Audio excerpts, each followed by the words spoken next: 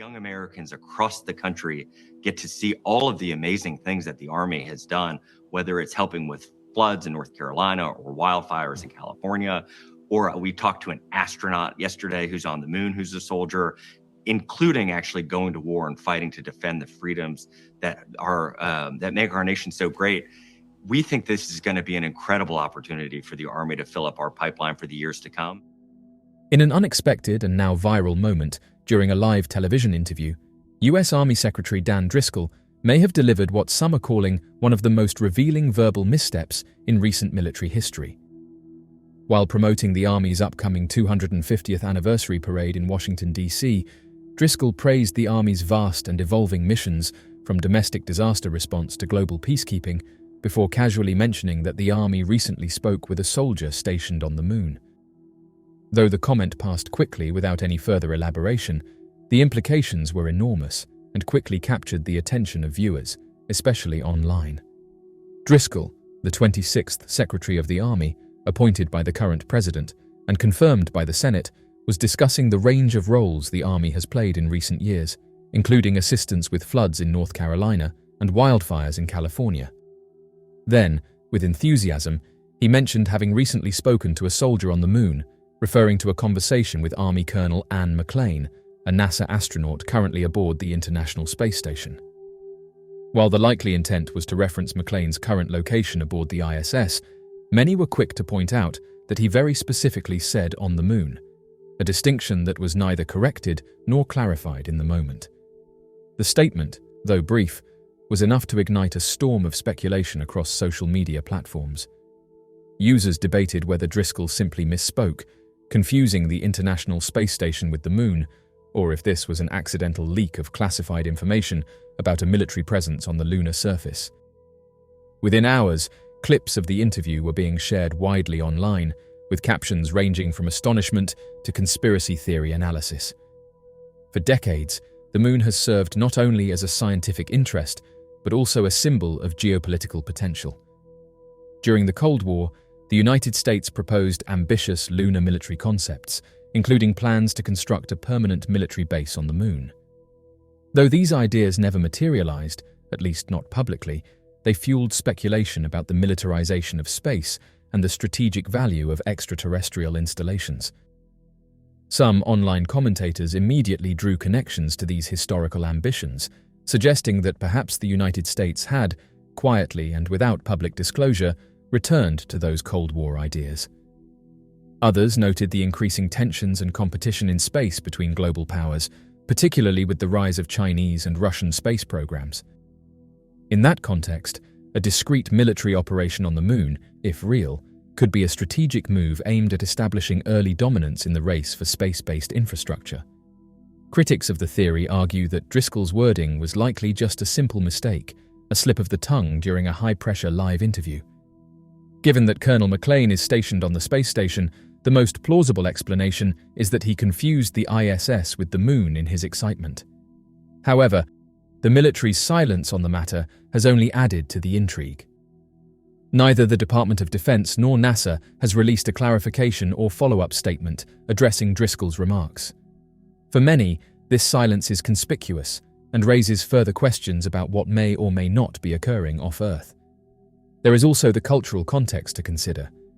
The public has become increasingly curious and suspicious about the government's involvement in space, particularly after recent disclosures and hearings related to unidentified aerial phenomena. In an environment where more people are open to questioning official narratives, even small statements are dissected and scrutinized for deeper meaning. Driscoll's comment, whether intentional or accidental, landed squarely in this atmosphere of curiosity and mistrust, further fueling the debate. Driscoll's responsibilities as Army Secretary are vast. He oversees operations, modernization, and resource management for nearly 1 million soldiers and hundreds of thousands of civilian personnel. It is unlikely that someone in his position would casually reveal highly classified information on live television, unless by accident. Yet, even accidents can have significant consequences, especially when they touch on themes as sensitive and speculative as space militarization. For some, this moment stands as a harmless miscommunication. For others, it is the beginning of a bigger conversation, one that touches on transparency, advanced military technology, and the real scope of the US government's presence beyond Earth. Regardless of which interpretation proves true, Driscoll's brief statement has reignited public fascination with the moon and what might be occurring in places far beyond public view. It is also worth noting that the idea of a lunar military base is not entirely science fiction. With the advent of new space technologies, long-term habitation on the moon is becoming increasingly feasible. NASA's Artemis program is looking to return astronauts to the moon, and several other space agencies have voiced interest in lunar outposts. In such a context, the notion of placing military personnel on the moon as a protective or surveillance measure may not be as far-fetched as it once seemed.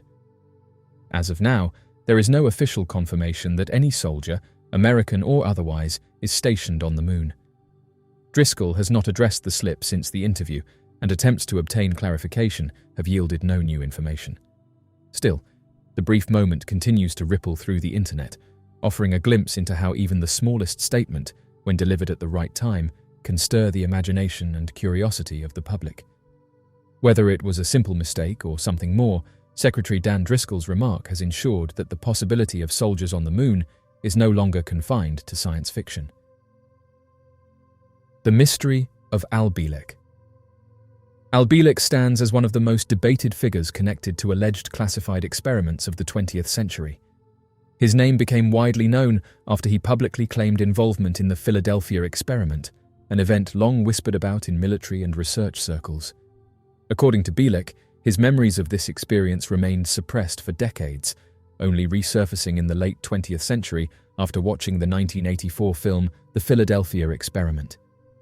He believed the film acted as a psychological trigger, breaking through carefully implanted mental barriers designed to conceal traumatic and sensitive information.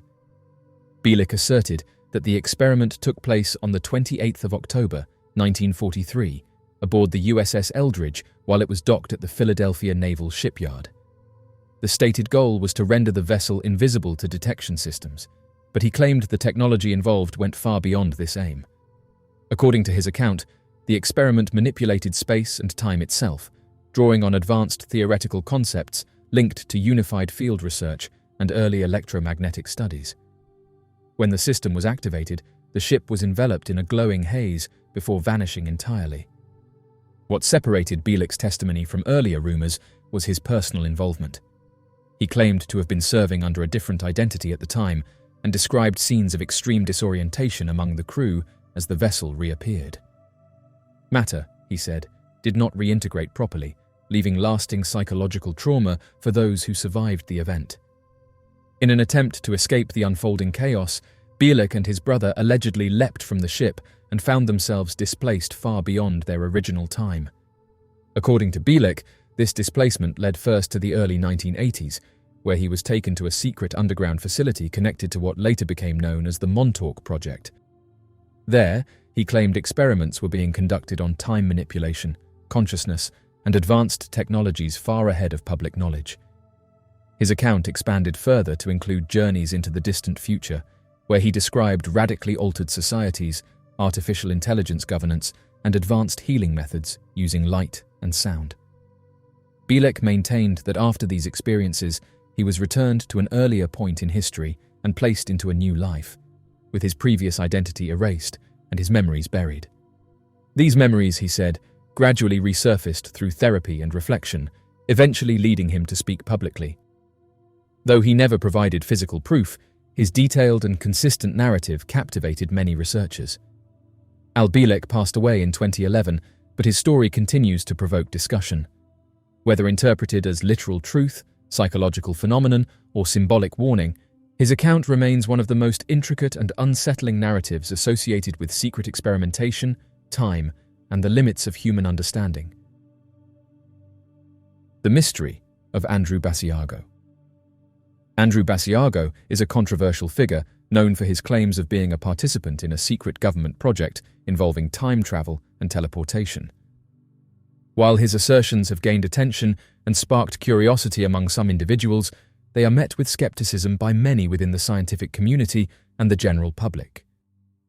Basiago asserts that he was involved in a classified project called Project Pegasus during his childhood in the late 1960s and early 1970s. According to his accounts, the project involved sending individuals, including adolescents, through time and space using advanced technologies. Basiago claims to have been selected as a participant in these experiments due to his exceptional abilities and intelligence. One of Basiago's most remarkable claims is that he was sent back in time to witness historical events, including significant moments such as Abraham Lincoln's Gettysburg Address in 1863. He asserts that these experiences were part of the government's efforts to gather intelligence and alter the course of history. Basiago has shared detailed accounts of his alleged time travel experiences, including specific dates, locations, and interactions with historical figures. He has presented photographs that he claims provide evidence of his presence during these time-traveling excursions. However, critics argue that the authenticity and reliability of these photographs are questionable, and they lack verifiable evidence to support his claims. Furthermore, Basiago's accounts of time travel and teleportation go against our current understanding of physics and the limitations imposed by the laws of nature. The concept of time travel, especially backward time travel, remains highly speculative and is not supported by scientific consensus. While scientists have explored theories such as wormholes and time dilation, the practicality and plausibility of these ideas are yet to be fully understood or realized. Additionally, Basiago's claims lack independent corroboration, making it challenging to assess the veracity of his experiences. The absence of credible witnesses or other participants from Project Pegasus further undermines the credibility of his accounts. Skeptics argue that the lack of collaboration or support from others who allegedly participated in these clandestine projects raises doubts about the existence of such initiatives. Basiago's assertions have been met with skepticism by researchers, scientists, and the general public. His claims have not been subjected to rigorous scientific scrutiny or replicated under controlled conditions. Without substantial evidence, it is challenging to accept his accounts as reliable or accurate representations of historical events or time travel experiences. It is worth noting that mainstream scientific and academic communities remain unconvinced and cautious in their assessment of his assertions. The scientific method, which relies on empirical evidence, testable hypotheses, and peer review, demands a higher standard of proof than what Basiago has presented thus far. While Basiago's claims may be captivating and fuel the imagination, it is crucial to approach them critically and with skepticism.